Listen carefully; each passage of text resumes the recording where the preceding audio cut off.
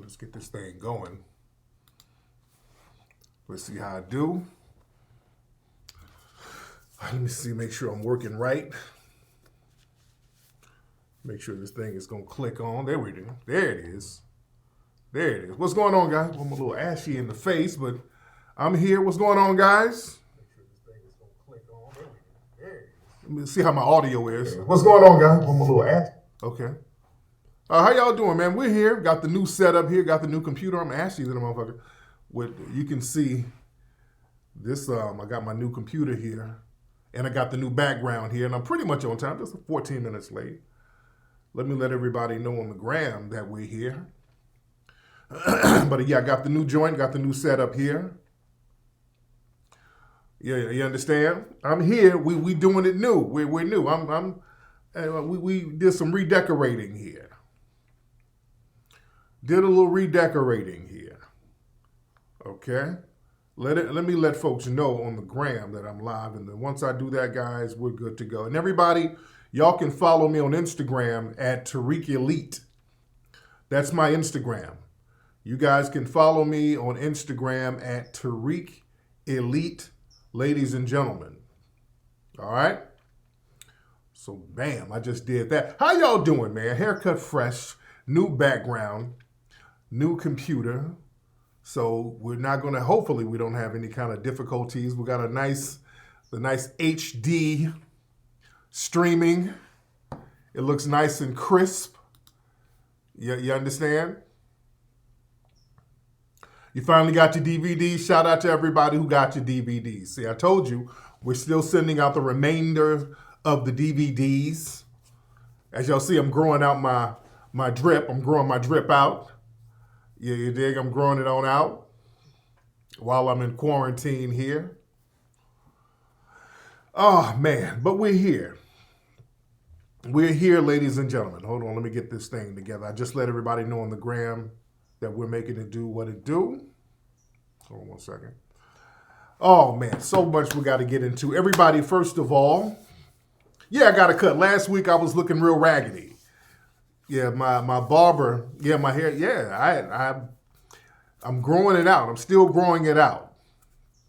I'm still growing my hair out. Had my barber come through and fade me up. Who's this texting a player? What's up to Taquin, who sent me $2 on CashApp. That's KingFlex818 CashApp.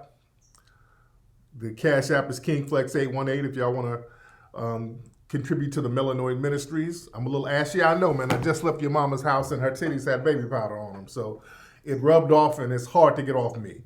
But we're here, ladies and gentlemen. We're here. We're here. Like I said, everybody hit that thumbs up button. Hit the thumbs up button, ladies and gentlemen. Hit the thumbs up button. Yes, the background looks like an old Funkadelic album cover. Yeah, it's tight. It's tight. It's tight. But hit that thumbs up button. Hit the like button, ladies and gentlemen. Y'all see the like button? Everybody hit that like button and hit the subscribe button. Hit the like button and hit the subscribe button. My money hand has been itching like crazy, man. My money hand never lies. There must be some big money coming somewhere. My money hand has been killing me. My hand never lies. You understand? You ready for the Mink? Oh, yeah. Shout out to everybody who all, if you pre-ordered the Mink Slide, the new album, if you have pre-ordered already, everybody press 1 if you have pre-ordered. All my people who pre-ordered the Mink Slide album, press 1. All my people who pre-ordered the Mink Slide album, press 1 if you can. If you can, let me see if you in here. Let me see if all my people are in here. If you did that, press 1.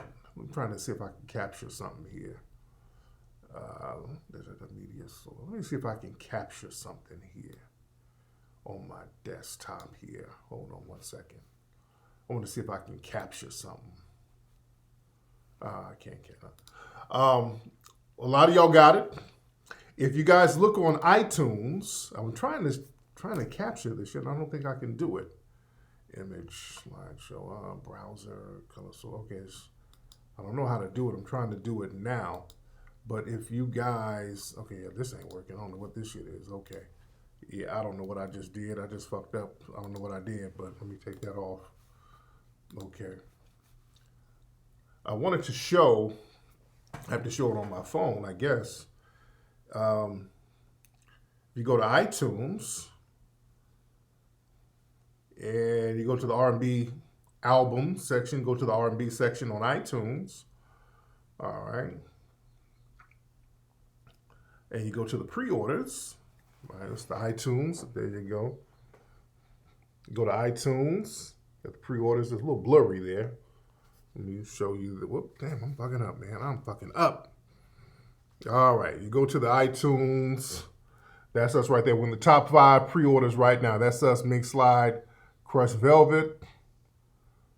So if y'all see the album, Crushed Velvet, why is it so goddamn blurry? Okay, but yeah, we're in the top 5 in the pre-orders right now.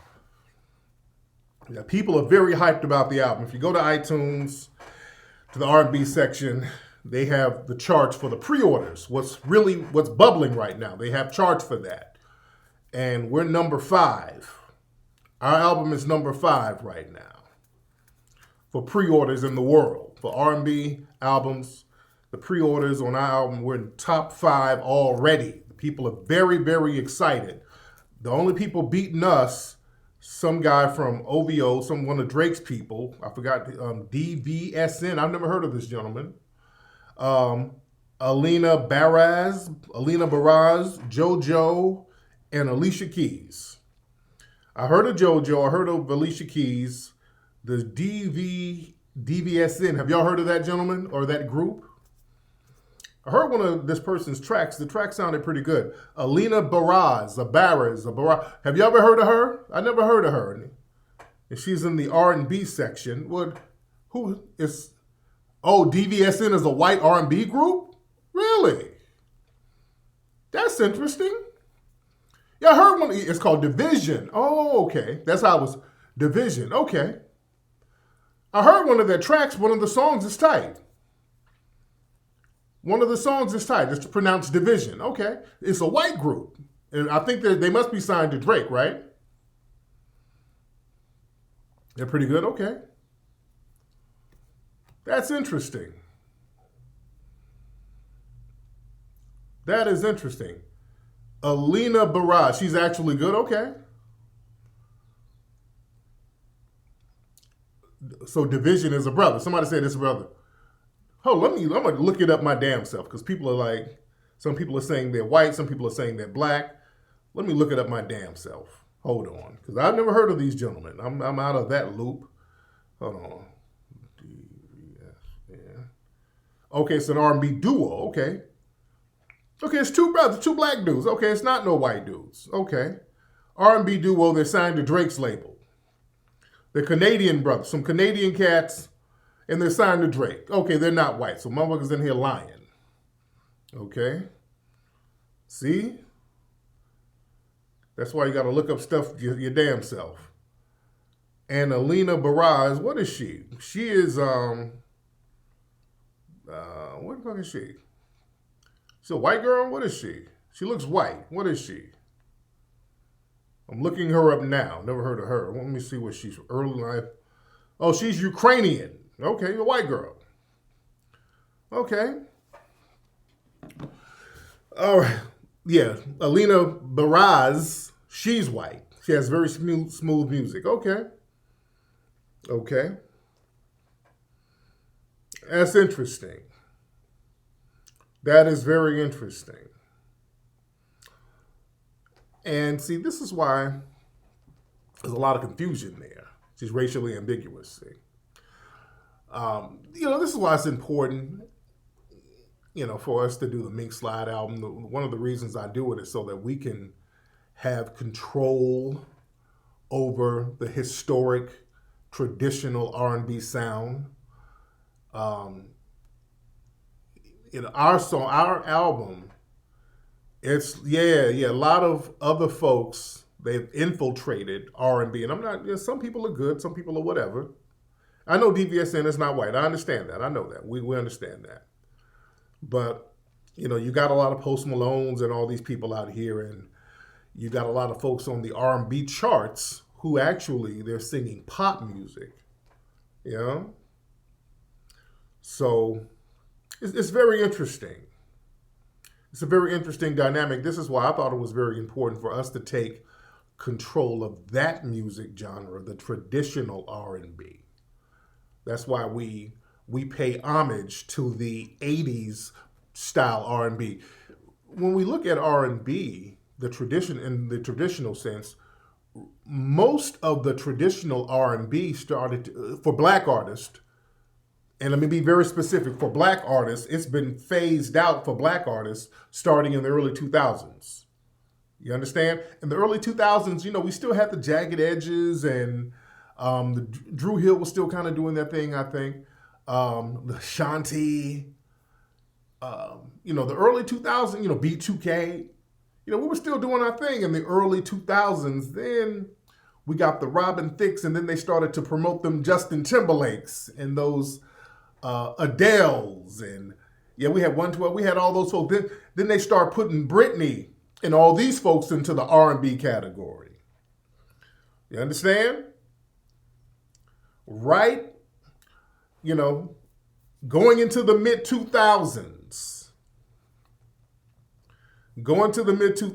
They started to put all these other groups in those categories from other different races here. You understand? So that's why it's important for us to take control of that narrative. Yeah, I know y'all keep saying division. Division is some black dudes. We understand that. We got that. Yeah, we were killing the game with Maxwell and Neo Soul and all those people back in the mid-90s. That shit was real popping. Erykah Badu, Maxwell, that shit was popping. D'Angelo, that was popping. You did? And one of the Bussy Brothers, I see the Bussy Brothers in here. Bussy Brothers, those white supremacists from Norway. I see y'all in here, Bussy Brothers. I see you in here trolling. I see you, little conehead Bussy Brother, sitting over there with all types of diseases. I see y'all in here trolling. Yeah, the Jill Scotts and all those folks. Yeah, the Neo Soul vibe was very, very heavy. That was very heavy. So we wanted to pay homage to that late 80s vibe. This album is 9 cuts on it. Real thorough album. You guys are going to really enjoy it. So you guys need to go to iTunes, and the link is below, right here you look down there. You can go to iTunes or you can go to Google Play, and you guys can pre-order right now. Pre-order your joints right now. Floetry, all of those joints.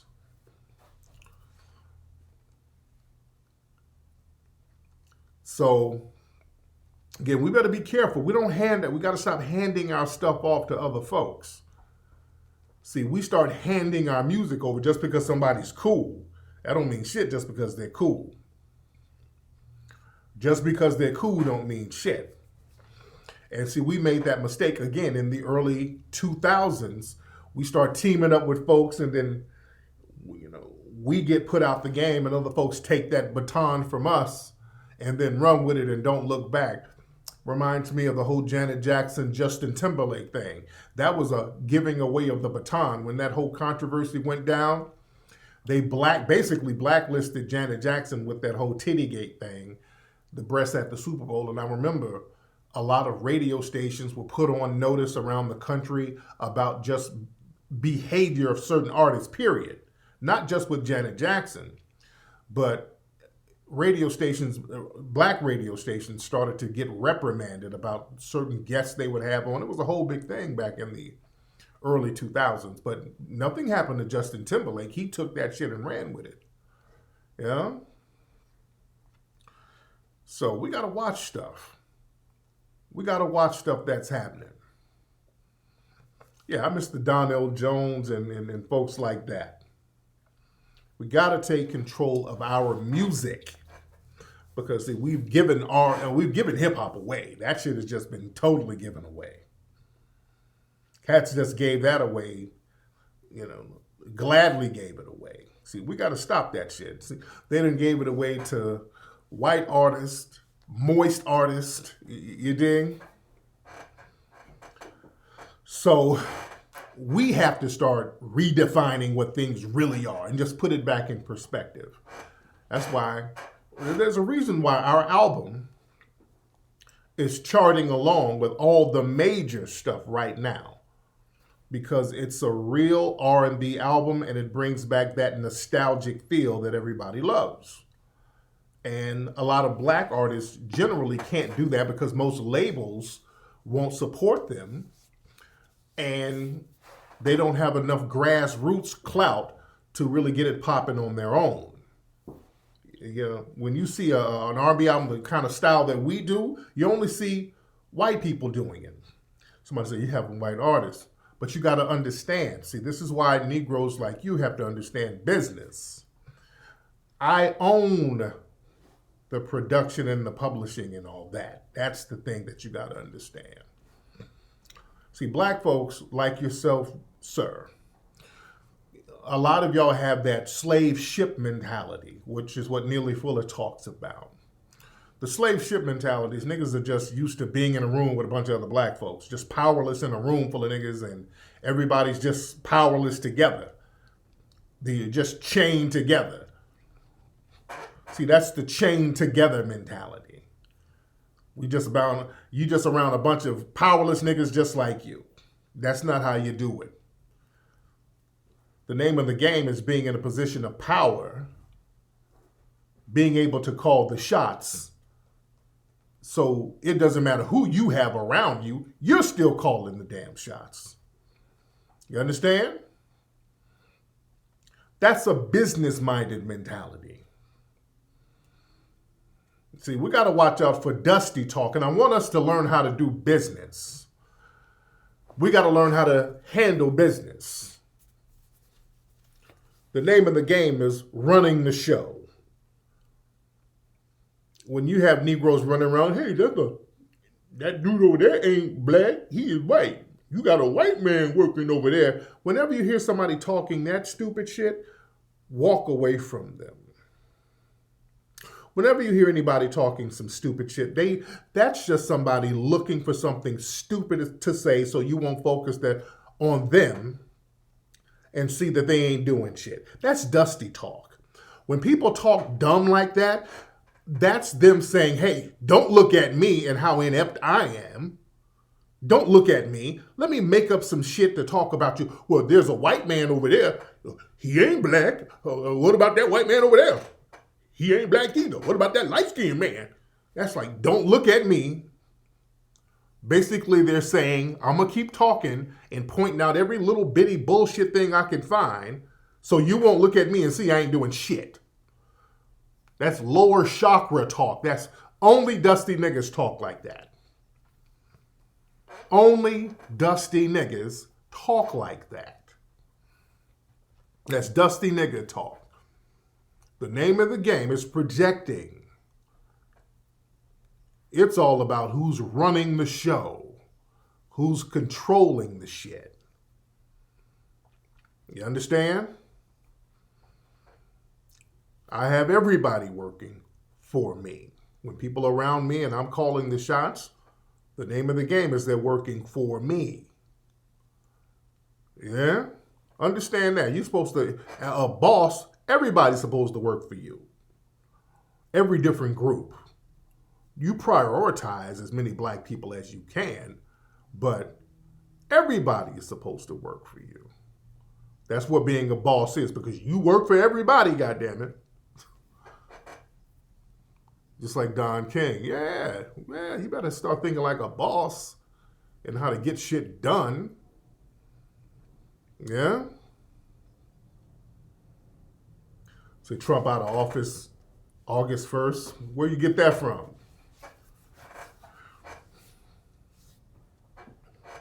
But the thing is, and this is what we're going to talk about. This is the main topic, and we're going to talk about the corona and all this stuff. We're going to get into that. But this is what we're going to talk about on today's show. We're talking about this new generation that we have. There's a new generation of baby coons out here, family. And it's very, very bad.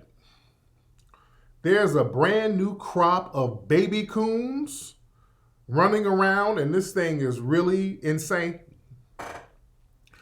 This coronavirus pandemic is making people either get their shit right or is exposing a lot of coons out here. The coons are getting desperate and they're really showing their true colors right now. They're cooning harder.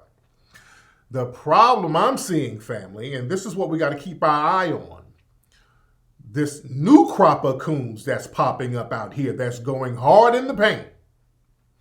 And Baby Coon Central is the TikTok app from what I'm looking at right now. That's why today's broadcast is entitled TikTok Tapdancing.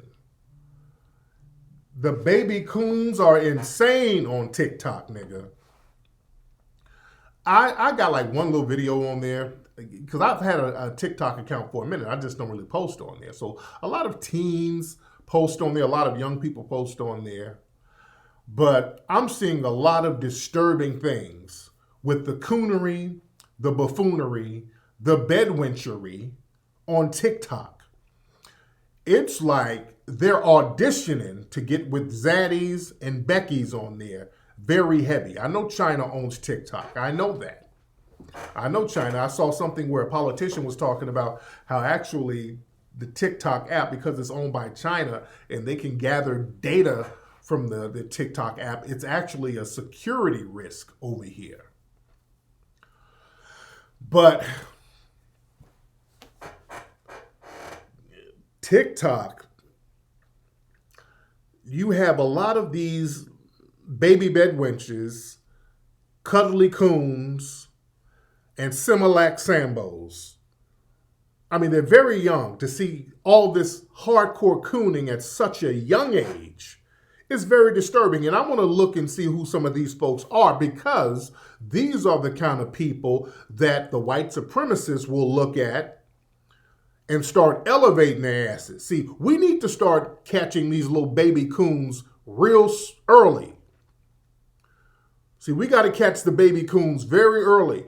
The problem, and this is why we got to use social media to our benefit here, because the fraudinistas and the Tarana Burks and all these folks, they were coming up at a time where you didn't really have social media like that. We had MySpace and all that, but you really didn't have social media like that. And these mammies and coons popped up out of nowhere to plague black society. See, white folks were keeping an eye on them because, see, white people, they've been cultivating their coons usually in high school and college.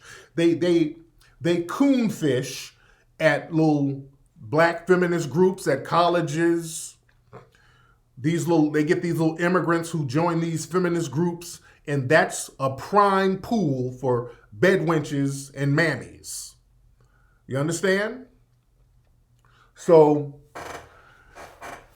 it's a little more difficult now to do that, because now we're getting on Code Foundational Black Americans. We're starting to see and call folks out for their fuckery. So now it looks like they're trying to campaign and audition online. And TikTok is the perfect app for that, because, you know, TikTok is a relatively new, it's only been around for a couple of years, so it's still fresh. It's not on the level of Instagram and Twitter yet. So the little baby coons are on there just showing out. And one thing they do, they try to hide their cooning and bedwenching behind, well, we're just joking. These are all just jokes. Because a few weeks ago, I played some little baby bedwench who's talking about how she likes a white man to call her nigger. And then I posted it up on my Instagram and it went viral. So she hopped in there. Y'all don't understand TikTok jokes. This is TikTok. Y'all just too old to understand. So they're just using all types of lame excuses. They're trying to act like it's just a joke that they're kissing white ass so much. And it's not just the women. You got some coon little Negroes on here too.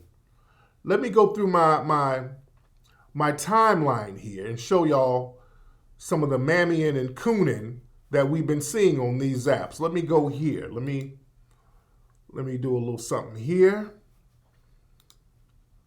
just so y'all can get an idea what I'm talking about with this thing. Where we at, man? Where we at? Okay. What the fuck is that? Okay. Okay, where we at now? Hold on. Let me see if I can get this thing popping like I need to. Okay. Hold on. What the hell is this? Windows. What the fuck is this? Okay, that ain't it. Okay, hold on. This thing ain't doing right. Okay, I got a whole new little situation here. Wait, I don't want that up there at all. What the fuck is that? Hold on, guys. Let me get that out. Okay. Okay, y'all bear with my ass.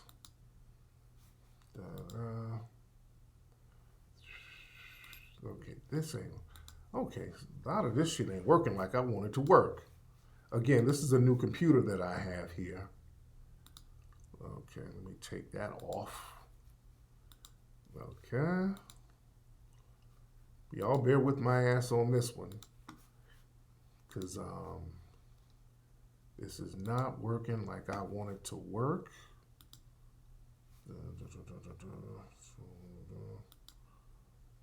Okay, where are we at? How come this shit ain't showing what I want it to show?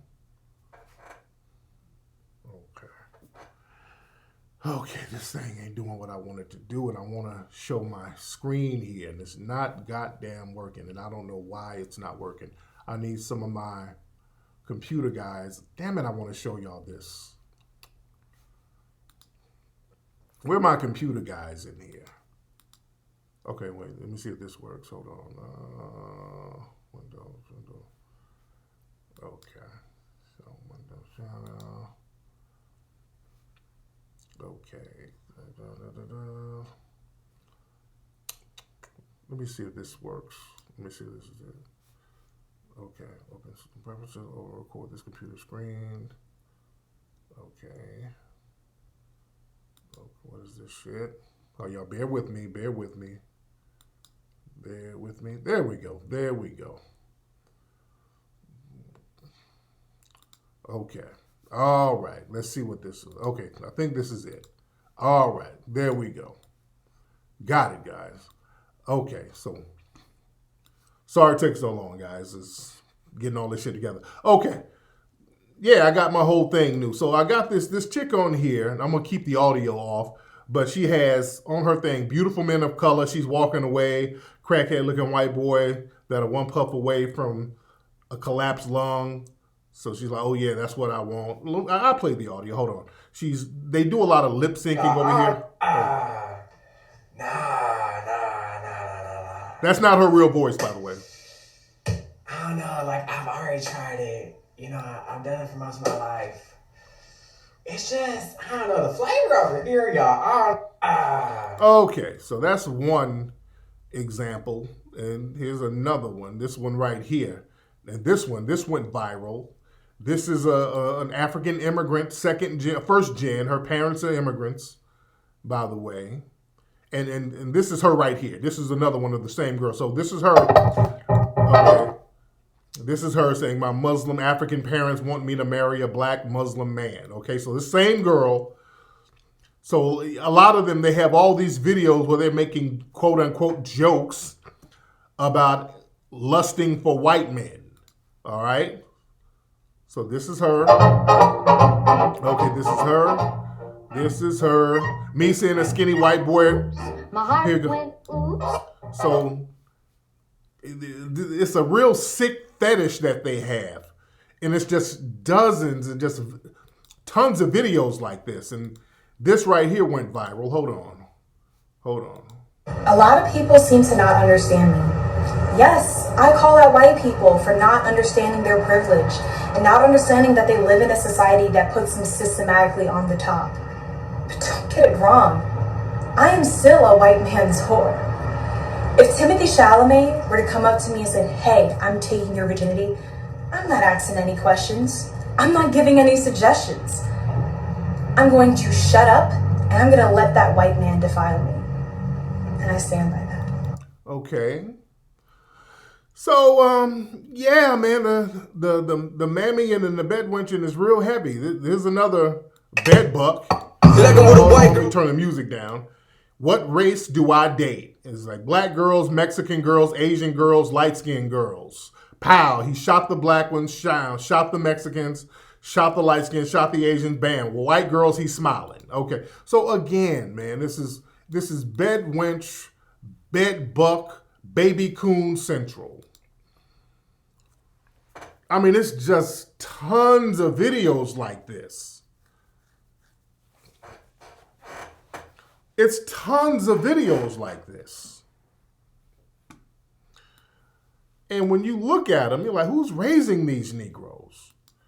A lot of these Negroes come from these other parents. They're raised by other parents. They're raised by non-foundational black Americans. And there's some hood rats, some foundational black American hood rats that are raising some of these little baby coons. Let's be real. Let's be real. There are, let me find some more because there's a whole bunch of them. But there are a lot of these coons. Here's another one. Here's another coon here. Hold on, let me show this. Let me show this. This is another buck there. He's bucking his eyes. Hold on one second. Okay, hold on. Wait, let me see if I can put the audio on here. Hold on. Hold on. It is what it is. It is what it is. Whoa, you can't say that. Oh, that's racist. You can't, that's not cool. You can't say that. So if he's like, black people can be racist towards white people, but if it's the other way around, it's bad. So he's one of these apologetic Negroes. Okay, this is, let me see what this one is. Hold on.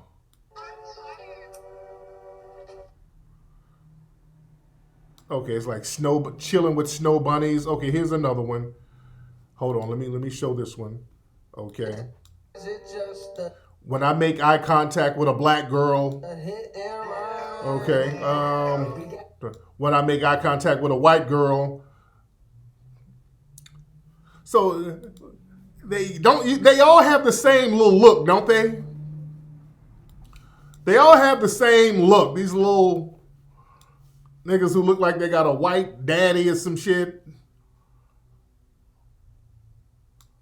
Who's raising these little baby coons? We got to really look at this.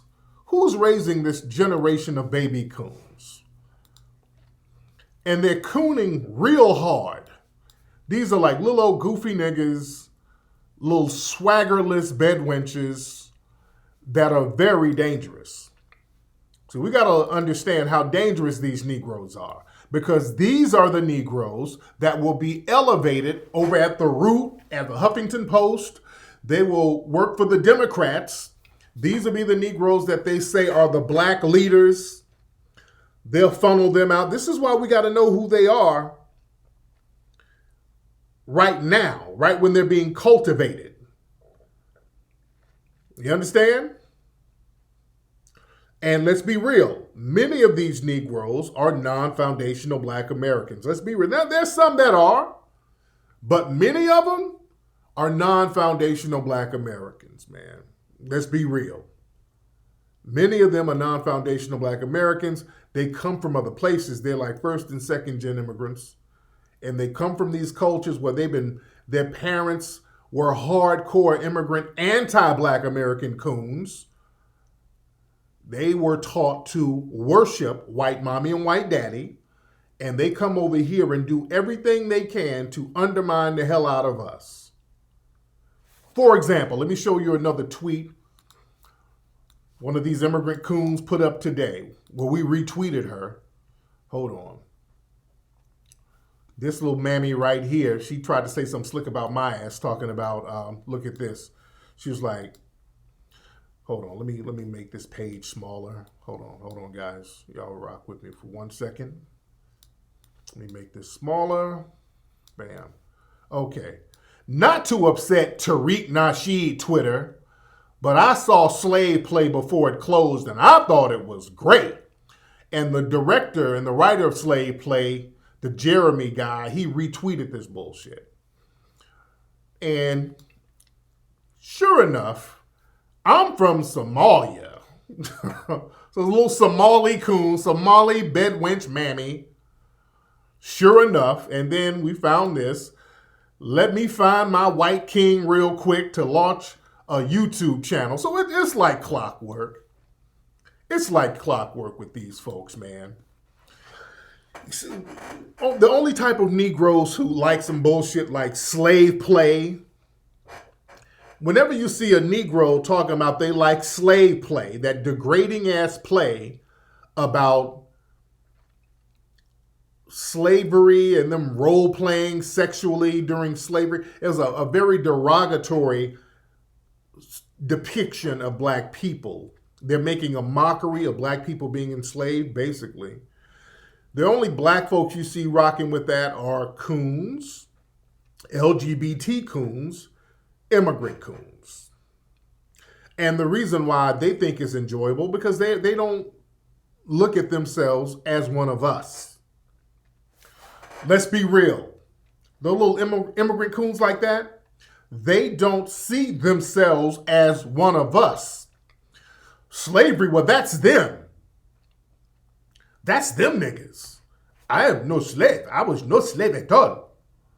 So it is a very funny play. So they that shit is funny to them. You understand? That's why a foundational black American having black parents, foundational black American parents, a foundational black American grandparents, knowing what people in my bloodline went through, that wouldn't be funny to you. I want to know, little refugee Twitter, if I wrote a play about some Somalian pirates and some Somalian refugees who started twerking for fish sandwiches. Yeah? And call it pirate play. Would that shit be funny? Would you enjoy some stupid shit like that? See, you don't like it when it's on your side. See, a lot of them, when I was talking about the dude from Captain Phillips, I was saying some real shit about that little bucktooth nigga because he was up here trying to get more acting roles and he was mad because he couldn't get more roles. I'm like, nigga, you look like a fucking Somalian pirate. You can't get anything else. There's only limited Somalian pirate roles out there, nigga. So they got real mad at that. They don't like them talking about their folks like that. They don't like you talking about their folks like that, but they like to caca and kiki and yuck it up, talking about some motherfucking slave play. Yeah? You see? Let's have that. Let's have some bucktooth refugees sucking dick for flatbread. Let's have a play about that. Let's see how funny it is and how much you enjoy that shit. Huh? Let's have that. Let's have a Somalian pirate busting his bussy open for some tartar sauce. Let's see how fun that will be. Let's see how you enjoy that play. Yeah? Yeah, it's funny when y'all trying to shit on our lineage, but you don't want nobody talking about the devastation that's going on over there now, all the goddamn female genitalia mutilation. You don't want to say, let's do a play about female genitalia mutilation over there, huh? Won't that be funny too? Let's yuck it up for all that shit. See, I want to play that damn game. Don't bring your ass over here talking that stupid shit. We should have been checking folks on their bullshit like that. We should have been checking them. Because, see, they go out of their way to not bring up negative images of their homeland. Boy, they get very offended over that shit. They get very offended over that. You don't want to talk about anything negative or look at anything happening in your country and have it satirized, have somebody make light of it. You don't play, other folks don't play that, but they expect us to play that. No, I'm not playing that game either. We have to check these little assholes.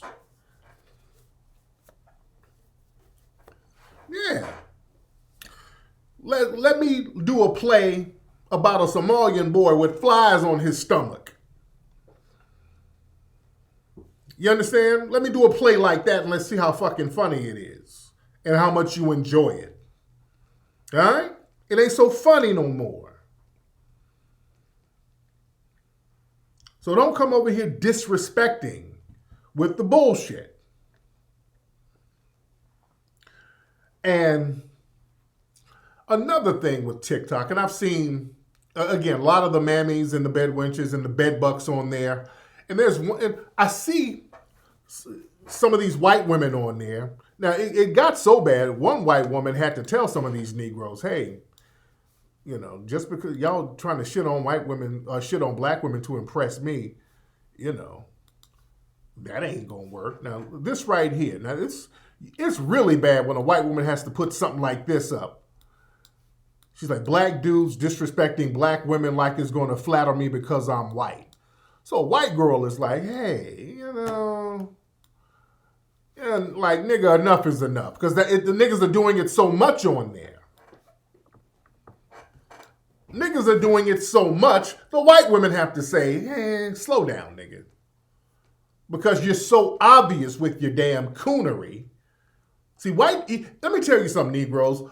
When y'all cooning it up too hard, white people will tell you to kind of put the brakes on it.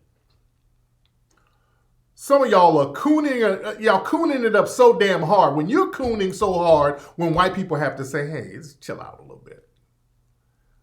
You understand? Because you're not fooling them. You ain't fooling us. So you're making a fool out of your fucking self. You know? Somebody says she's parent. No matter what she's doing, doesn't matter what she's doing. Just the fact that she would have to say that because she's not lying. Not giving her props or anything. But she's telling the truth. When white people are telling the truth like that, that says something. When the people that you're trying to ass kiss, and that white girl probably got a bunch of Negroes all in her DMs. But another thing we see on these apps, and just in general, you have a lot of white women out here who are openly talking about their weak genetics. Very interesting. But there's also a lot of white girls who get on here who's on some rebel shit. There's a lot of white girls who are rebelling against their families. So they'll get with a Negro, and if a Negro's dumb enough, he's thinking that he's on some rebel shit with her, like there's some kind of partners in crime. Look at this video here, for example. Look at this video here. It's another TikTok, a white girl talking about when your family doesn't like black guys. Okay. Hold on one second. Let me play a little of the audio. Here we go. Put a fucking tag on a big clip with a fucking flash on. I don't want to play the audio. So this Negro pops up like he's some gangster. Like, yeah. Okay, so I guess they're saying fuck you to her parents. Let me play that again. They're trying to say fuck you to her racist parents. Okay. And this nigga think he's doing something. Like, oh, I know you mad, I know you mad, I know you pissed off. Okay. Let me talk to the Negroes out here. Let me talk to the young Negroes out here. Let me talk to y'all. Everybody hit the thumbs up button, please. Hit the thumbs up button. Negroes, young black males. Where my young people? Hold on, because I really want to talk to you niggas right now. I really want to talk to y'all. Do I have any young black teenage males in here? If you're a black teenage male, can you press 1? Let me just know y'all in here. All my black teenage males, press 1, please. Let me talk to you niggas for a minute, because your mama ain't talking to y'all right. Somebody ain't talking to you niggas right. We're gonna talk to you niggas tonight. Press 1 if I have some, you're 18, okay, who else we got? What's up, Jay Lee? I got any other teenage males, black teenage males in here? Press 1. Okay. Aunt Fresh, you ain't no damn teenager, nigga. Ain't you like 50? Your son is listening? Okay. All right, so we got a lot of black teenage males in here. Listen, family, let me give y'all some game here. Fucking with one of these white girls who's on some rebel shit, because that's what it is. A lot of these white girls are rebelling against their dirty, janky ass family. And they'll get with you to piss their family off, which is what that girl in the video was doing. Like, yeah, fuck you to my family and fuck all you white guys out there. It's a fetish thing. She probably was molested by a white man, so this is her way to get back at him. They understand if you really want to piss off your white family and rebel, the ultimate form of rebellion is getting with a black dude. They know that's a cut that hits deep. You understand? They understand when they want to get back at their parents, when they want to cut deep, get with a black dude. They know that'll devastate their family. So that's them rebelling temporarily just against their family. Okay? I want y'all to understand, just because they're rebelling against their family doesn't mean they're rebelling against whiteness. I must say that again, young, dumb Negroes. Just because they're rebelling against their family doesn't mean they're rebelling against their whiteness. They understand how important their whiteness is. They know that whiteness is the trump card for them. So when they're rebelling out here with you, sucking your dick and doing all the freaky shit, and you think you on some Bonnie and Clyde, no nigga, you're Bonnie and Clown. The Negro in that video up here, yeah, y'all mad. Nigga, if you don't sit your dumb ass down, nigga, you are not on her level. You ain't on that white girl's level, nigga. That white girl is in a power position over you. If some race soldiers decide to check you for fucking with that chick, she can't do nothing to help your ass. Y'all Bonnie and Clown. You up here acting like you doing something fly. You can't do nothing to protect yourself when the race soldiers come at you for being with that white girl. And if she decides to say, because let me tell you something, a lot of them white girls grow out of that rebel stage. When they're young, they have the wherewithal to rebel because they understand whiteness is a safety net. They have a safety net you don't have. Whiteness is everything to them. They understand the power of whiteness in a system of white supremacy. You dig? And I've seen niggas go out here with trying to be on some Bonnie and Clown shit with these white girls. These white girls talk y'all into doing all types of street shit. Niggas be out here trying to rob banks, out here trying to trap, doing all this stupid shit, and the white girl seems like she's down. And she's down because she knows she ain't going to jail. White people do crimes all the time. Go look at that documentary on Netflix, The Tiger King. White people do all types of crimes on a regular basis. Why do they do it? Because they can do it with confidence, because they're not going to get charged. And if this white girl is out here in the streets with you doing any kind of hustling and y'all get caught, guess what's going to happen? She's going to pull a Patty Hearst. I was brainwashed. I didn't know what I was doing. They forced me to do it. They drugged me. Y'all think the whole Bill Cosby thing was about Bill Cosby I don't believe Bill Cosby drugged those women like that. Even if he did one or two, the rest of them were just using the I was drugged excuse. You know how old that I was drugged excuse was? They've been using that since the Othello play. When you look at the play Othello, the character Desdemona, it was implied that the black amour, Othello, drugged Desdemona, the white girl, in order to be with him. They've always said that about black men getting with white women, though. He must have drugged her. That's an old school stereotype that white society like to put out there. They've been talking that shit since Shakespeare, dude. Let me tell you something. Most, if damn near not all, most white women done had a taste of the soul pole. Most of these white women who are running around here, Trump supporters, most of them white women done had some black dicks sometime in their lives, either when they're hella young or when they get hella old. Look at shows like 90 Day Fiance. It's always some old white woman going over there to Africa, fucking every Nigerian she can find. Dude, I've been all up in the Caribbean. I would see some of these middle America white women all up in Jamaica bobbing up and down on jerk dick. If you go to Jamaica, that's all you gonna see running up and down the beach. These white women with these Jamaican dudes. And these white women look like Trump supporters. Let's be very clear, nigga. You understand when you are a fetish, you are a prop. You are a human dildo to these women. You running around, yeah, fuck y'all. Me and my lady, we ride or die. Nigga, no. When that white girl get in that interrogation room, she's white again. Her little black scent is going to go out the window.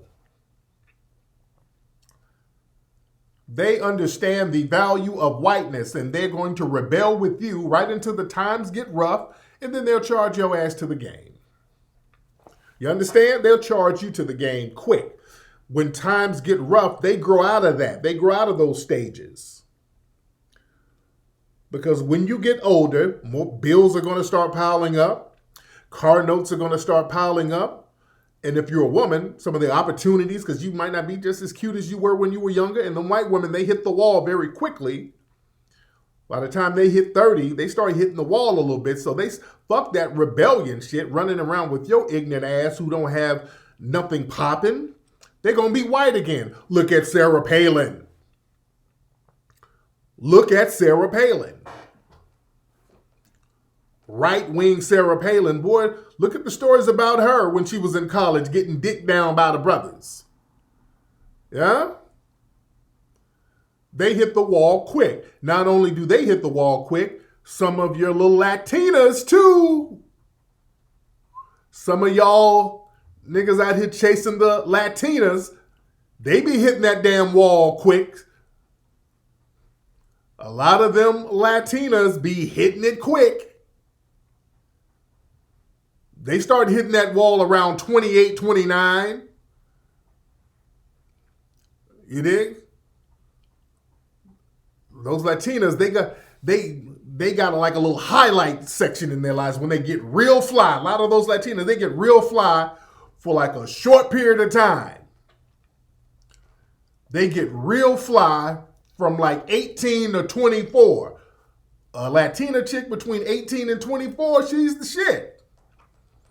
When them late 20s creep up, all of... Nigga. Yeah.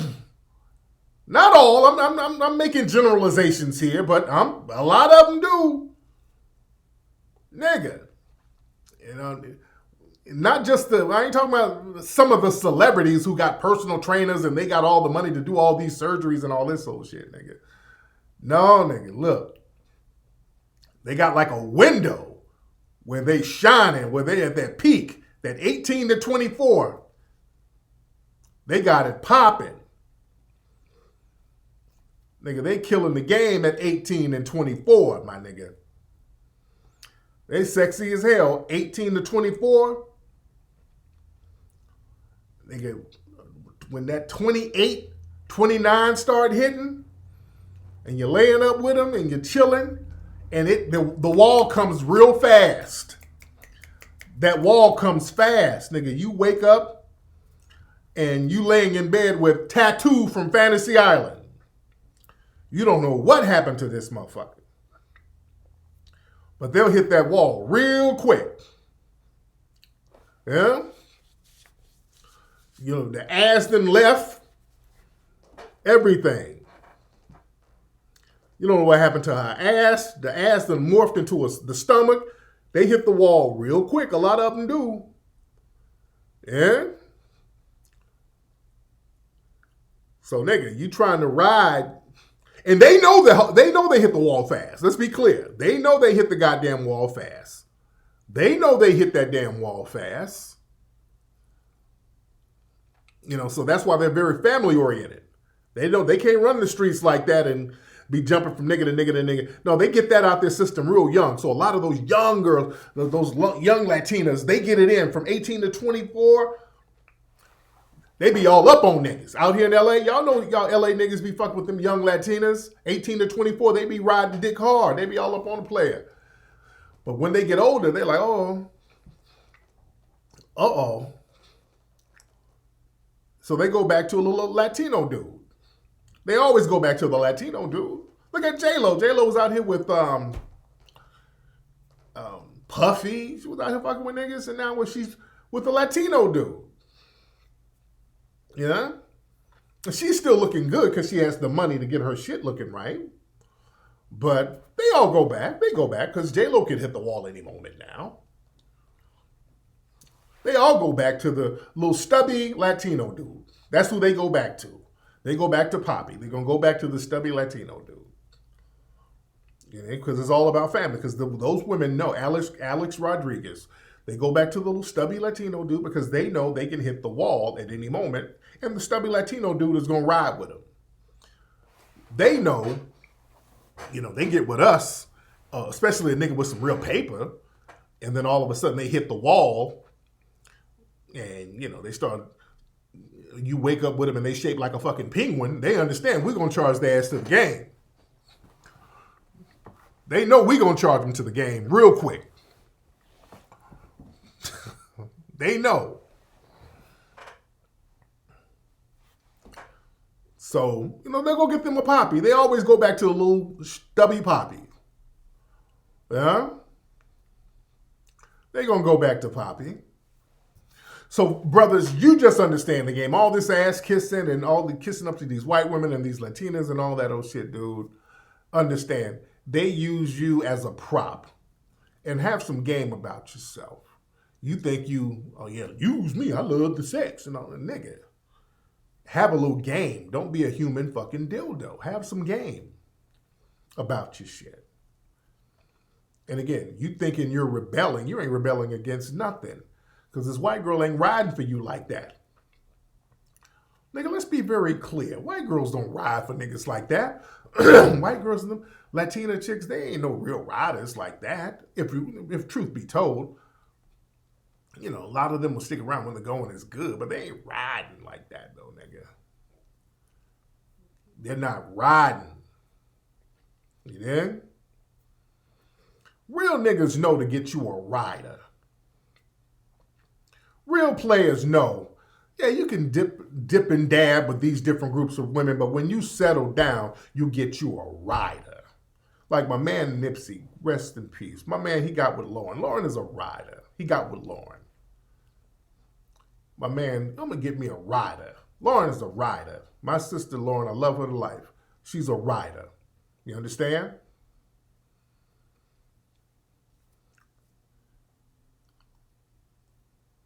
Evelyn Lozada, beautiful lady. See, some of them hold up. Some of them hold up. There's some who hold up. The more melanin they have, the more they hold up, unless they got a lot of money to keep getting surgeries and this pulled and that pulled and this and that. And you can get private chefs if you're sitting on a lot of paper. But a lot of them, Latina chicks, the more melanin they have, the more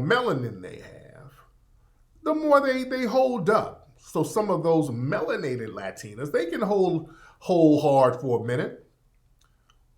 Them pale ones, the ones who lack the melanin, yeah.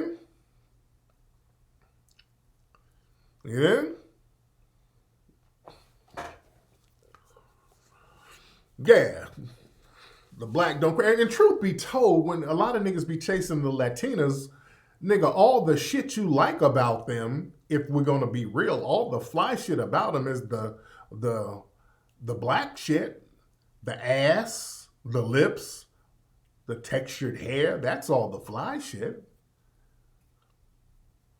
That's really fly about them, you know? So, we got to understand that part of the game, guys. Who is this? Shout out to everybody sending stuff through the Cash App. Cash App is KingFlex818. Shout out to everybody. Well, y'all sending a lot tonight, man. Much respect to y'all, man. Much respect to you all. I hope everybody, my Cash App, for those who's asking, is KingFlex818, $KingFlex818. I hope everybody hit the thumbs up button. Let me go on live with Instagram while I'm talking here. Let me get a sip. And don't forget, while I'm talking, you guys hit the link below and go to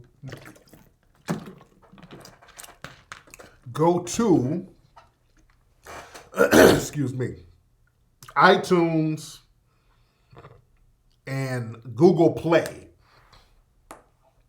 Go to iTunes and Google Play to pre-order the new Mink Slide album. iTunes and Google Play. Yeah? I'm going to go live on Instagram while I'm talking to y'all. Hold on one second. Y'all bear with me 1 second. I'm going to go live on this joint. And we're going to keep it real Mac-ish. Hold on. Come on, thing. Goddamn. Okay, hold on 1 second. We're going to do this. Okay, where's my live button? What about is my live? Okay, hold on. Okay, where's my live button, man? I'll go live. Okay, let me do that. Okay, hold on 1 second. I'm going live on the gram right now. Hold on 1 second. All right, let me post my shit up right here. What's up, Graham? How y'all doing? What's up, Instagram? I'm going live right now. Hold on. Check out the new background. What's up, Graham? I'm live right now. All right, so I'm on, everybody on Instagram, I'm live on YouTube right now. So you guys go to YouTube, to my Tariq radio channel, and tune in. And I'm here. And subscribe to the YouTube channel. I hope everybody is safe with this coronavirus thing, with COVID. They're using the name COVID-19. I hope everybody's safe. Family, I'm seeing a lot of stories now that black people in certain cities are dying now at disproportionately high numbers. You dig? I'm seeing that now. I'm seeing that a lot of black people are now starting to be reported dying at disproportionately high numbers. There are black people, they're saying, are dying in prisons now because of the COVID virus. And we got to ask questions. See, we got to look at this thing from different angles. We got to look at it from different angles. There's a lot of theories going on out there. The 5G theory, there is a lot of validity to that. There's a lot of validity to that. Again, this thing possibly being a bioweapon from China, there's a lot of validity to that. Look, in some places, I know where in the UK, the people are tearing down some of the 5G towers because they're saying that it's really these towers that's getting people sick. Places where there are not a lot of 5G towers, like in Africa, you don't really have a lot of those 5G towers. So a lot of people over there, they ain't getting it. You understand? There's validity to all that. We have to look at this thing from different angles. Now that this virus is here, is it possible that the 5G towers are contributing to this? Are these I've been hearing that 5G towers are disproportionately in black areas. I've been hearing that theory, which there is validity to that. Yes, I know Detroit is high. It's high in Detroit. It's high. Yeah, the 5G theory is very interesting. And again, we got to look at it from all angles. I don't give a shit if it sounds like a conspiracy theory because the white supremacists, they do engage in conspiracies to harm us. There was already a memo they put out early saying that white supremacists were going to target people with this coronavirus. They were looking at certain conversations and certain apps. So it is known already, according to the FBI and law enforcement, that white supremacists were going to start targeting people with this thing. They were going to use it as a bioweapon. This is not conjecture. This is our authorities who said this. Now be very clear. When they tell you white supremacist groups are going to do something nefarious, we have to understand they're not talking about some little hillbilly white supremacists. We think they're just talking about some little goofball, toothless, Confederate flag wearing hillbilly sitting in his basement making pipe bombs. Understand that law enforcement, there are many people in law enforcement who's connected to these hardcore white supremacist groups. So whenever they tell you white supremacist groups are going to do something, you better look and see what all of the white supremacists, the corporate white supremacists, are up to. Family, did y'all see? There was a video with some French doctors who were openly on television. I think they were over there in France talking about we should test some of the corona drugs on some Africans. Let's do the test on them. They were talking about going to Africa to test out dangerous drugs. They're openly saying this. So they don't really have no shame right now. And understand this, if a white supremacist, and we have to think like them, we have to put ourselves into the sick mindset that they have. Not live like that, but just think how would a sick son of a bitch who's a white supremacist, how would they think if they're trying to get rid of folks? See, we got to get our Sambo scared mentality, the Lord is going to fix it mentality out the mix. And we have to think like, if I was this guy and I wanted to get rid of people, what would I do? Forget about morality and all that, because we try to be on some morality shit. No. Think as far as war. What would my enemy do to if I was my enemy and I wanted to wage war, what would I do? So if I wanted to get rid of a group of people and keep my hands clean, would I put up some towers that emitted radiation? Because those 5G towers are basically giant fucking microwave ovens. You understand that? Those are giant microwave ovens. That 5G radiation, that's radiation. Let's be clear. Y'all understand what 5G is? That's a form of radiation. So if you stand in front of some radiation for a long time, that's going to fuck with you. You know, they got some certain places, remember places like 3 Mile Island and these places that had all of this nuclear waste and nuclear radiation and all the babies were born deformed. That shit, it fucks with you. That thing fucks with you. It will cause cancer. Radiation kills animals. Yeah, it kills a lot of things. Yeah? So you can get rid of a lot of people and you keep your hands clean. Like, oh my God, what happened? So they throw up a damn 5G tower right in the hood, then everybody starts dropping dead, and they say, oh damn, that corona is a beast, ain't it? Oh, damn, that corona's crazy. You understand? Your microwaves emit radiation. Yes, they do. Yes, they do. That's all it is. And just imagine this nonstop on a large scale hitting people's bodies on a daily basis and the effects that it will have. Bees can't live in 5G. Yeah, that 5G thing is real. There are real effects from that. Another thing, we have to look at it like, okay, because again, this corona thing is hitting white people too, more hard. I think it's hitting them heavier. And notice with white people, they don't really publicize a lot of white people dying. They'll say certain people died in a certain area, but they don't tell you who they are. They keep that shit secret, unless it's black. They've been going out of their way to show you all the black people who done died or gotten sick. They go out of their way to show you that.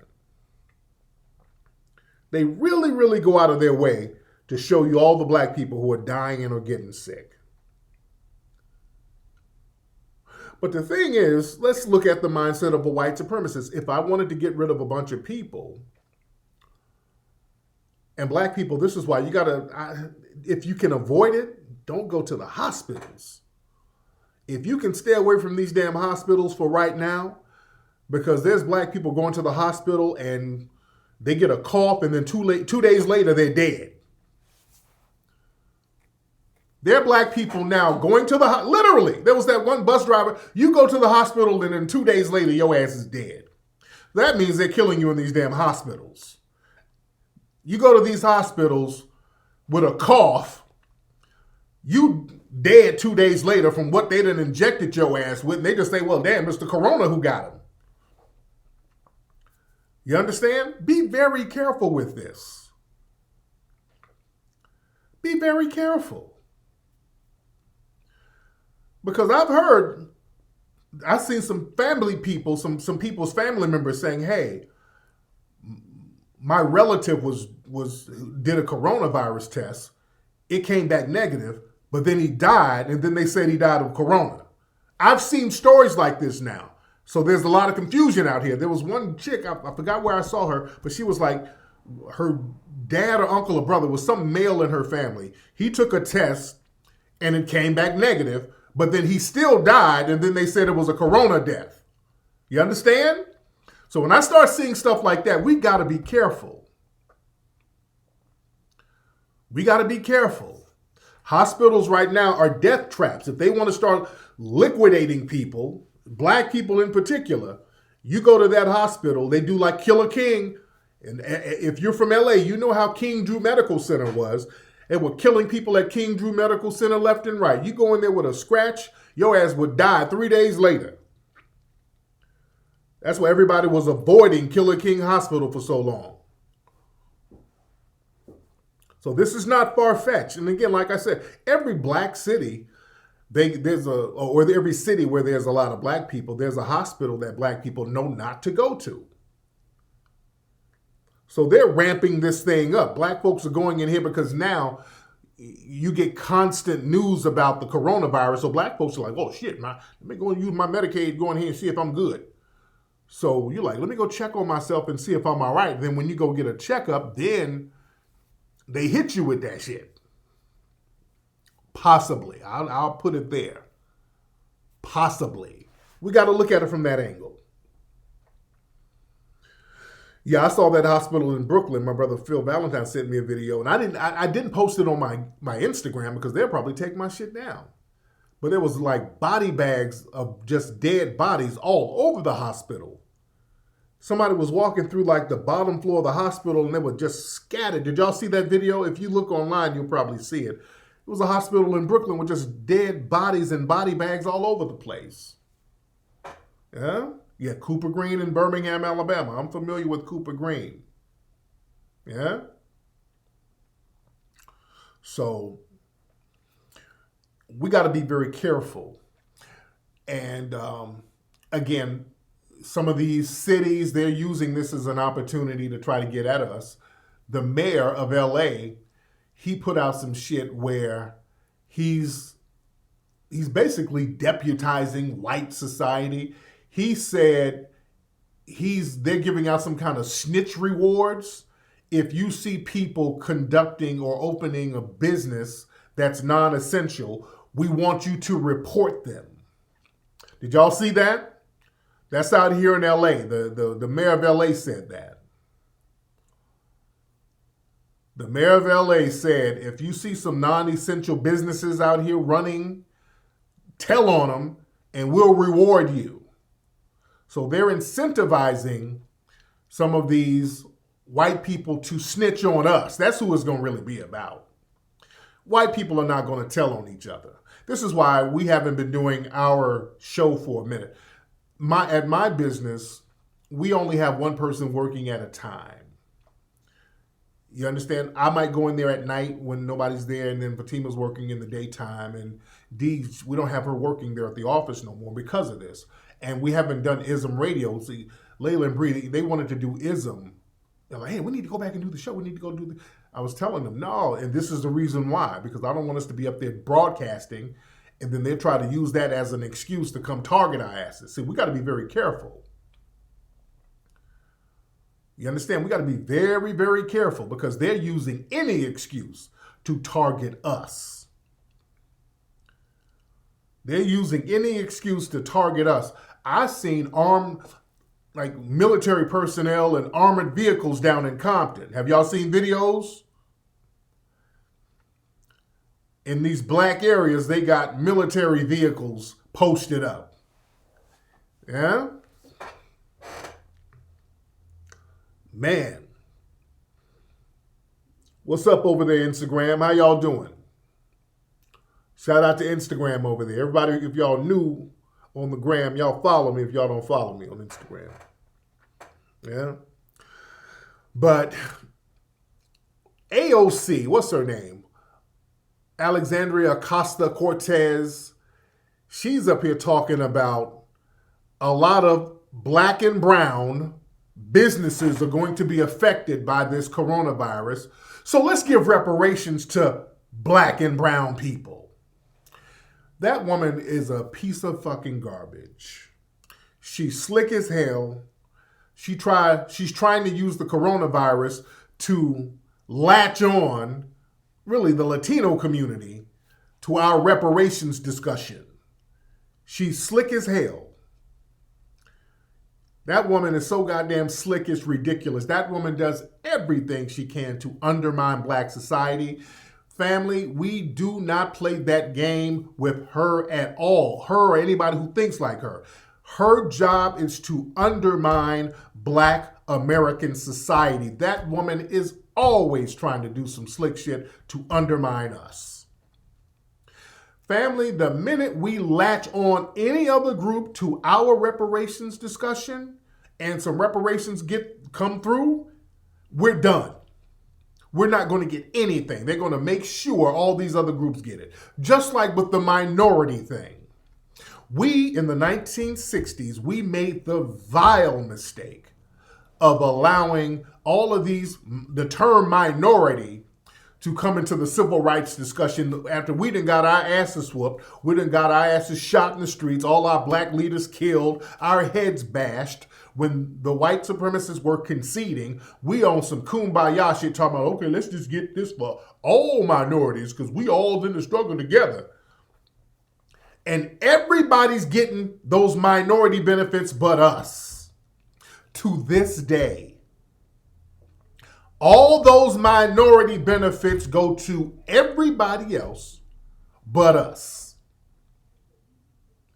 Everybody comes up off that shit except us. We ain't making that mistake again. We're not making that damn mistake again. We're not playing that game again. Yeah? But we got to understand how we have to circle our wagons. We have to look out for our group. We have to aggregate our resources. For example, the NRA, the white supremacist organization, the NRA, they're starting to sue different cities. I think they're going to sue the governor or the mayor of New York because they closed down the gun shops.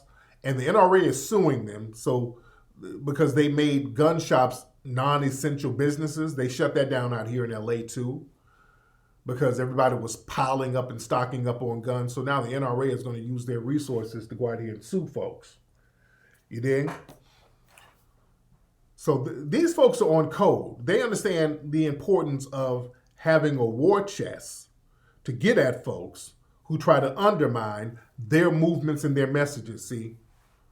We got to understand the power of aggregating our resources and using it to our advantage. This is why, people like Olu Stevens, Judge Olu Stevens, I like to support brothers and sisters like that. Olu Stevens, there was a case out there recently where some race soldier, and he's in Kentucky, he's a black judge in Kentucky, and they hate him. They hate that brother's guts because he checks white supremacists. And he's not on the coon train. We have to protect Judge Olu Stevens by all cost. By all means, we have to protect that brother. There was a case recently where some race soldiers bust into the wrong house and they killed a sister. They just shot the sister to death. Race soldiers went in the house blasting. And then one brother who was in the house, they killed the sister, and the one brother he started busting back. So he shot a cop in the leg in self-defense, and they're on trial right now. And Judge Olu Stevens, he lowered the brother's bail and let the dude, he's on house arrest at home. And boy, all those white supremacist police unions, they're mad as shit. They are pissed off because, her boyfriend shot back, as he should. He was shooting back in self-defense, and Olu Stevens said, okay, he gets to go home. Let me lower this bail, let that dude go home until we get this trial thing figured out. And boy, the white supremacists are so mad at him. Oh, they tried to disbar this brother. They didn't try to do everything to Judge Olu. Judge Olu, he upholds the law. He's not on the coon train. They cannot get that brother on the coon train. That brother is a rider. See, this is why we got to start looking at these police unions, too. These are like Nazi Gestapo units. We have to study who's running these unions. Folks are going to have to start filing suits against those damn unions. Yeah? Yeah, they're real pissed off about Judge Olu. Judge Olu is a rider. Because understand, and he's a grassroots brother. He's a brother who the white supremacists, they didn't prop him up. That brother came from the grassroots. And the thing is, when they start talking about who they're going to prop up, that's a red flag. Last week, I played the clip of Joe Biden. And Joe Biden was talking about he's going to get a black woman on the Supreme Court. If he gets nominated for president, he's going to put a black woman on the Supreme Court. He was making a whole big hubbub about that. And I said last week, if Joe Biden puts a black person in, let's not go for that. I said, if Joe Biden puts a black person on the Supreme Court, it's going to be another Kamala Harris. It's going to be a bed wench, mammy, coon. Oh, it's going to be somebody who's going to undermine black society. It's going to be another Kamala Harris. I said it was going to be another Kamala. It's going to be another Clarence Thomas. If it's going to be a black woman, it's going to be a Kamala Harris. And sure enough, this article came out a couple of days ago. Biden says he'll put a black woman on the Supreme Court. This California justice is a leading candidate, okay? This woman here, this is Leandra Kruger, and this is her husband right here, okay? Leandra Kruger, this woman right here, Leandra Kruger, and her zaddy husband. This woman, her mother is from Jamaica, and I think her mother might be East Indian. She might be an East Indian who lived in Jamaica, who immigrated here. They're very funny style about this woman's mother's background. I think her mother's East Indian, just like Kamala. But her dad is white. So I don't even think this woman is black. They keep talking about her mom is Jamaica, but from what I see, I think her mother is East Indian. And there's a lot of East Indians who live in Jamaica. So we got to be very clear. I don't think that woman has any blackness in her whatsoever. You understand? I think this woman is a straight up and down East Indian who mama was just from Jamaica and they immigrated over here and they just started calling her African American. And that's by design. Because from what her dad is white, so who the fuck is the black person in her family? Yeah, that woman is East fucking Indian. But they keep calling her black. You dig? Just like Kamala Harris. Yeah, the coolies, those coolies over there. Sure, I told y'all they were going to get a Kamala Harris 2.0. That's all they're going to do. Whenever they start talking about they're going to get a black person, they already got a Negro or Negroes waiting in the wings. that's ready to undermine you, that they done already vetted. They already got that. They already got Negroes that's been screened and vetted. Yeah? See, we got to start watching out for certain things, family. We don't have, there's no intersectionality. All these groups are going to undermine us, family. Ain't no intersectionality. All these other groups who come from other places, there's no immigrant intersectionality. There's no LGBT intersectionality. All of these people go out of their way to undermine us. Yeah? And it's always been like that. There's no intersectionality with your sexuality. A lot of y'all niggas think if you suck a dick or if you put your strap on that you're somehow going to transcend your blackness and the white LGBT community is going to give you a pass. You don't understand how dangerous, and I've gone in on the white LGBT community heavy, and I'm still going to be doing the movie Buck Breaking when this coronavirus thing dies down, because that's a very important piece that we need to do.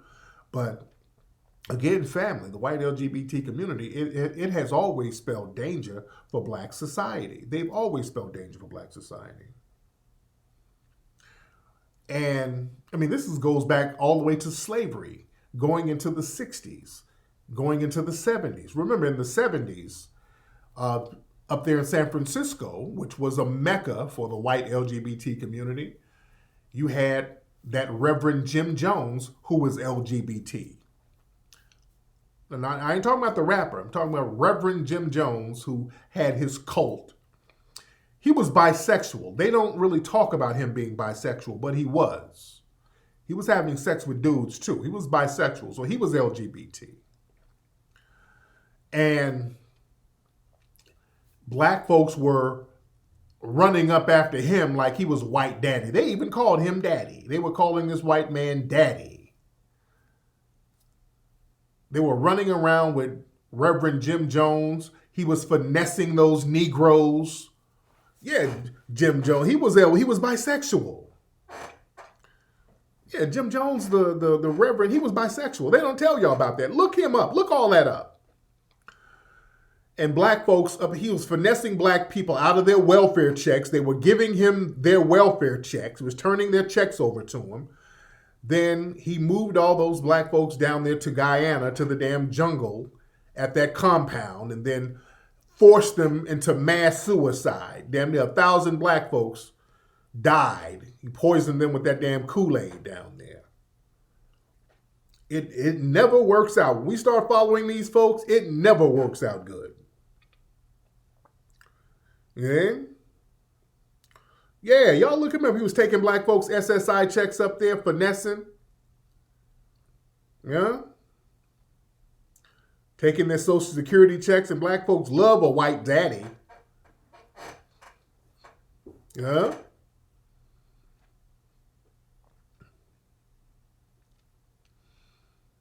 Yeah, that thing was heavy. Yeah, a lot of them, most of the victims were black people. Yeah, they killed a congressman because they were about to be exposed.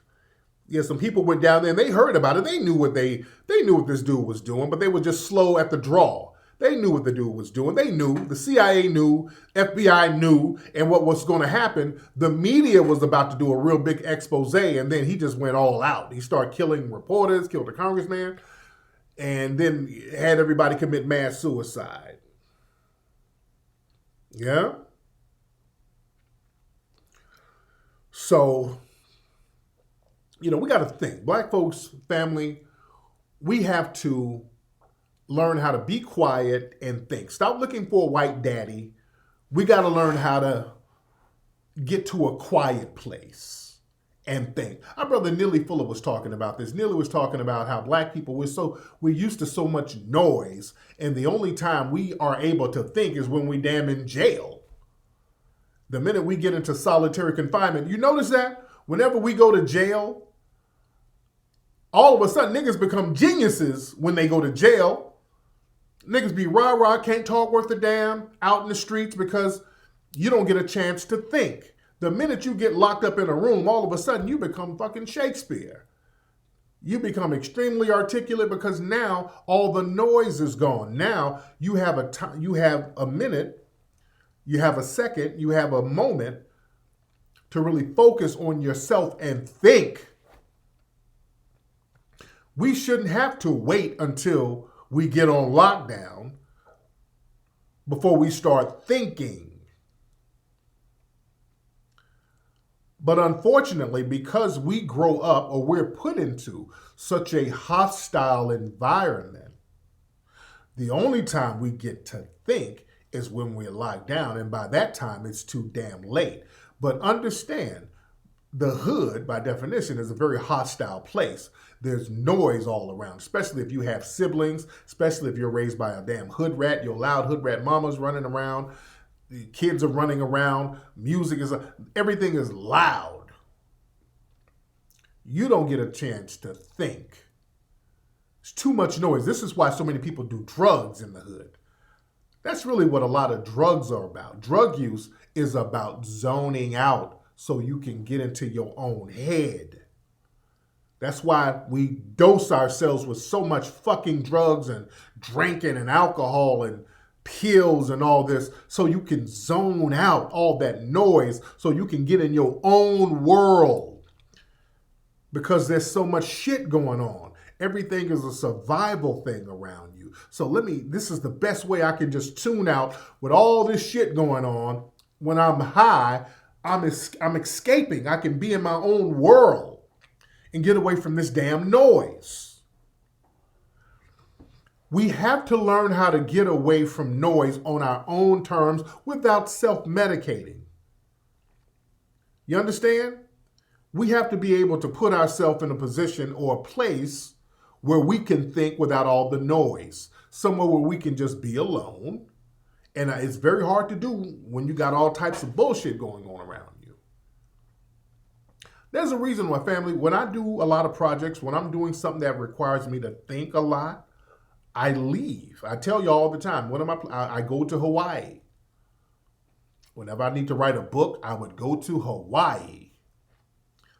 You can go find a little quiet. You can go sit on the beach, sit somewhere in a park. It's very tranquil, very quiet, and I get a lot of stuff done. Both of the Mink Slide albums, I wrote both of the albums in Hawaii. I would go to Hawaii for a couple of weeks and my mind just, bam. I'm thinking like crazy because everything is quiet. You understand? And even if you don't have the resources to go out of town or whatever, even where you are, you can find somewhere. If you have to go to a park by yourself, if you have to go to the library and just chill, go there. If you have to go on a trail, notice if you're on a walk somewhere, a nature walk or a trail, that's why you see a lot of white people on trails. They go out there so they can think. White people are very good thinkers. I give them that. When you're on a trail, even though there's other people walking around you, everybody's quiet. Everybody's in their own world. That's a great place to be in your own world so you can think. Learn how to be somewhere alone and quiet. Go somewhere quiet. You'll get a lot accomplished if you just got the noise out of your lives. That's something that we need to be doing, and I want everybody to start getting into the habit of doing that. Go somewhere where there's not a bunch of people in your damn ear, or not a bunch of noise. It's not a lot of. Go somewhere where there's quiet. See, white people understand that. I give credit where credit is due. Let me tell you something. White people know where to go somewhere where everything is quiet. When y'all go pick up your coffee in the morning, you notice there's a bunch of white people in Starbucks, quiet. When you go to Starbucks every morning or whenever you go to get your coffee, notice all the white people are sitting in Starbucks with their headphones on, chilling, but they're quiet. They understand that you can sit somewhere, get away from your home or wherever, and be quiet. When white people go to church, white people are pretty quiet. White people are very quiet when they are in church because they get a chance to think, they get a chance to reflect. The music, they play a lot of soft music in church. They get to think. When they're in church, they get to vibe and they get to think. In our churches, it's all hooping and fucking hollering. Black churches is hoop and holler fest. Everybody's yelling, hollering, screaming, falling out. There's no sanctuary for a lot of black folks. We don't know there's nowhere to go where there's a quiet place. And even when white people are talking and conducting business, they're doing it quietly. Whenever white people are talking in the Starbucks, or whites or Asians, they're quietly talking because they're listening to each other. We, on the other hand, hey man, fuck that shit. We're performing. It's all performance. Everything is yelling. We get together, it's yelling, twerking, high-fiving, cackling. Oh, Lord. Ooh, Lord. Cackling. Everything is loud. And we're loud because we have to out loud the other person. Black people are in a loud contest with each other. That's what happens with us. We get in a contest to see who can out loud each other. So we just get into the habit of being loud. We go to a movie. God damn! Watch out, Freddy Krueger! Shit! Everything is loud. We can't go to a movie and just chill. Everything gotta be fucking loud. Goddamn! Watch out for Jaws, bitch! Jaws gonna bite you! Shit. Everything is loud. Calm down. Learn how to calm down. We gotta be performing. Everything is loud. We have to be seen. We have to be heard. You understand? Because of attention deprivation, as John Henry Clark says, we're attention starved. So we'll get so much done if you're quiet. If you're quiet, you get to think. And a lot of people like myself who grew up only children, I was an only child, so I was alone a lot. So I got to think. This is why I can do so many things. Because I've learned how to master the art of thinking as a young child. Some of y'all, if you have siblings, you fighting with your brothers and sisters, so you probably didn't have that space. So I had a space as a child and a lot of only children. You understand, you can be more creative. A lot of people who grew up only children, you're very creative. You hear?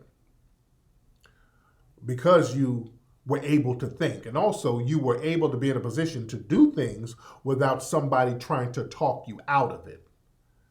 That's another thing, because a lot of times when we want to do something, we have people around us who kill the spirit in it, who talk us out of it. So we can't make the kind of bold moves we want to make. Yeah? Yeah, we stay in a mindset of, okay, everything has to be a party because life is so hard. Dealing in a system of white supremacy is so bad. Everything has to be a party. This is why whenever we do party, it always turns negative because that's the thing that's underlying everything. The negative vibe is always underneath the partying because we're trying to mask the negativity. This is why with black folks, unfortunately, we try to party all the time, and at the drop of a hat, a shooting will happen right in the middle of a party. We're partying, and 10 seconds later, 10 niggas done got shot. Because that negativity is already there. And the party is there to mask the negativity that we have not taken care of. See, we got to start taking care of and rectifying certain things and not trying to mask it. We party to mask our pain. Deal with that shit. Instead of me dealing with this situation I have, dealing in a system of white supremacy, my money might not be right, my housing situation might not be right, but fuck it, I'm a party and get my mind off of it. You dig? But it never goes away, and you know that, and that's why niggas flip at the drop of a hat. You drinking, partying, caca, and kiki, and then all of a sudden, motherfucker got stabbed. We gotta think. We gotta get into a quiet place and think. Learn how to think. Shut the fuck up, because too many of us talk too much without knowing what the hell we're talking about. Notice when we try to talk about something constructive, niggas just start saying anything. Niggas get in the conversation just to be in the conversation. White society, they understand you don't let certain people into serious conversations. This is why white society, they have a lot of think tanks, and they pay big money for their think tanks, where they have certain selected white people to go in a room and they think of solutions to problems. We, on the other hand, we got some shit where everybody's supposed to damn talk. You know, give them a chance now. Give them a chance to speak now. We got that mentality, and we let every fucking idiot stand up and say something. You dig? No.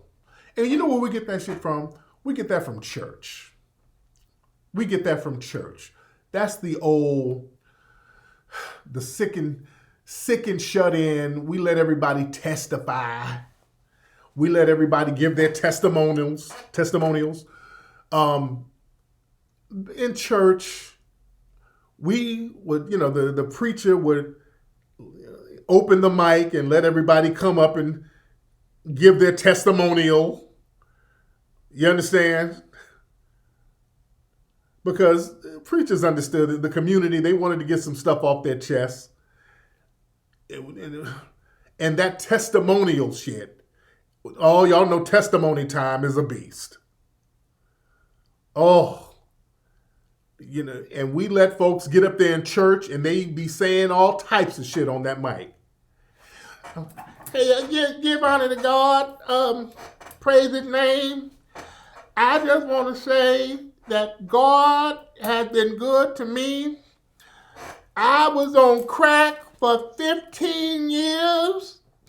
I was sucking all types of strange men out here in these streets, but the Lord delivered me. I am 3 weeks clean. I have not sucked a man for 4 months now, because God is good. Come on now.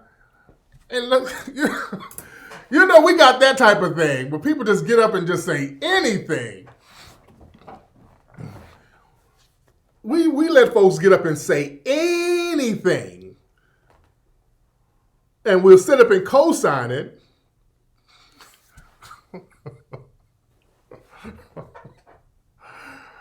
And then when we try to have a serious discussion, we got that same crackhead trying to get in the conversation. You dig? We got the same crackhead niggas trying to get into the conversation while we're trying to talk about something constructive. You know? Yeah, y'all know them crackheads be getting up in church talking about all the shit they done in the streets. Y'all know they do that. Oh my, oh Lord. And y'all know the crackhead, y'all know it's about to go down. Then when your cousin about to go up there and I'm about to go to give my testimony. Oh no, sit down, Junior. I like to give honor to God. I was in the streets sucking on dick, but Lord delivered me. I don't suck men no more. My pussy is closed and my heart is open. They be going to town. And we let that shit go down in black society. We let that shit go on and we normalize it. We normalize that type of thing.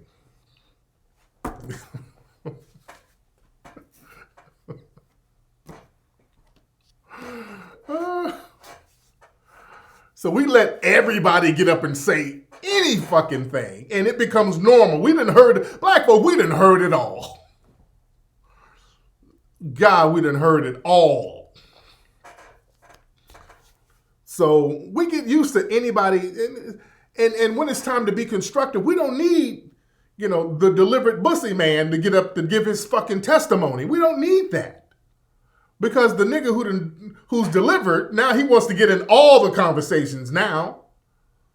Because now he's been validated publicly. So now now I can talk about anything. Now we want to talk about, constructive things, and then they want to put their damn 2 cents in. No, man. No. No. So we got to learn how to get a quiet place. Learn how to get into a quiet place. My name is Andrew Gillum. I was running for governor in the state of Florida. I had a wife and kids, but I was in a room. I said I was in a room, and some men gave me some tablets, and the tablets made my bussy spread, and I ended up on the floor. My bussy was swole. Oh, Lord.